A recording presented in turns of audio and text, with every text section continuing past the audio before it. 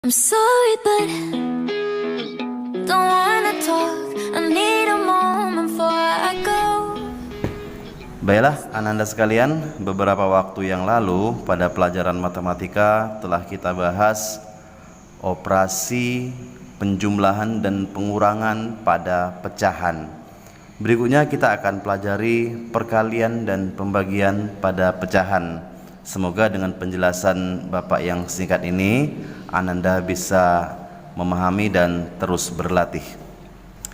Ya, kita akan pelajari tentang perkalian dan pembagian pada pecahan. Ya, untuk saat ini kita akan mempelajari tentang perkalian pada pecahan biasa dan pecahan campuran. Ada beberapa langkah yang harus kita pahami yang merupakan konsep dalam pembelajaran matematika, ya. Yang jelas kita harus menguasai perkalian dan juga menguasai pembagian. Contoh pertama yaitu pada pecahan, Pak buat di sini 1/2 dikali 3/4. Kalau pada penjumlahan kita harus menyamakan penyebut, ya. Nah, pada perkalian konsepnya berbeda, yaitu pembilang dikalikan langsung dengan pembilang dan penyebut dikalikan langsung dengan penyebut. Sehingga kalau kita lihat di sini 1 dikali 3 hasilnya 3, 2 dikali 4 hasilnya 8. Jadi hasil dari perkalian 1/2 dikali 3/4 adalah 3/8. Berikutnya Bapak berikan contoh yang kedua. Misalnya kita ambil dari pecahan campuran.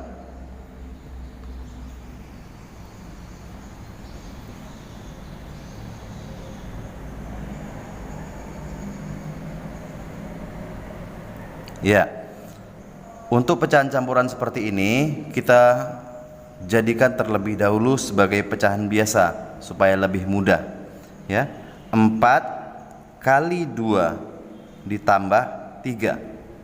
Pak ulangi, 4 dikali 2 8, 8 ditambah 3 hasilnya 11, penyebutnya tetap, kali tulis kembali 3/5.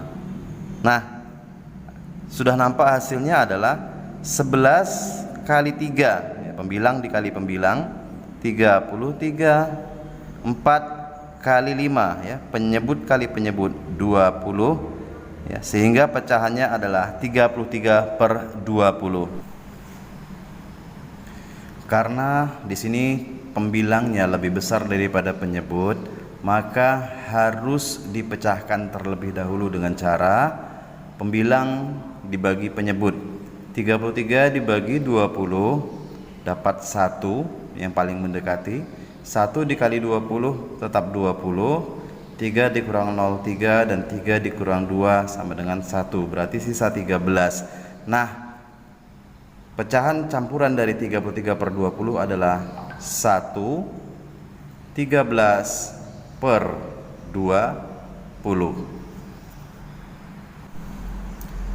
Berikutnya kita masuk mengenai pembagian pecahan, ya. Pada pembagian pecahan ini Pak akan memberikan contoh soal, yaitu 3/5 dibagi 2/7. Pada pembagian 3/5-nya ini tetap kita tulis, tanda bagi kita ubah menjadi kali, sedangkan bilangan berikutnya yaitu 2/7 ini kita jadikan terbalik, yaitu pembilang menjadi penyebut, penyebut menjadi pembilang, sehingga kalau 2/7 jadinya 7/2. Baru kita selesaikan dengan mengalihkan pembilang dengan pembilang dan penyebut dengan penyebut. 3 dikali 7 21 dan 5 dikali 2 10.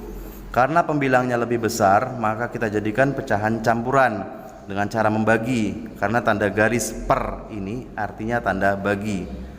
21 dibagi 10 dapat paling mendekati adalah 2. 2 dikali 10, 20. 1 dikurang 0, 1. Nah, artinya 21/10 ini sama dengan 21/10. Inilah hasil akhir dari pembagian 3/5 dibagi 2/7. Untuk contoh kedua, Pak akan memberikan soal 31/4 yang merupakan pecahan campuran dibagi dengan bilangan 2 yang merupakan bilangan asli. Nah, bagaimanakah caranya? Pada pecahan campuran tetap kita jadikan pecahan biasa, yaitu 4 kali 3. 4 kali 3, 12. 12 ditambah 1, jadi 13.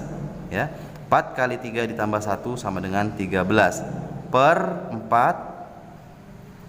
Nah, baginya tetap kita tulis terlebih dahulu karena angka 2 ini harus kita jadikan 2/1. Setiap ada bilangan asli yang hanya satu bilangan saja, maka dia dijadikan pecahan biasa dengan cara dibagikan atau diperkan dengan 1.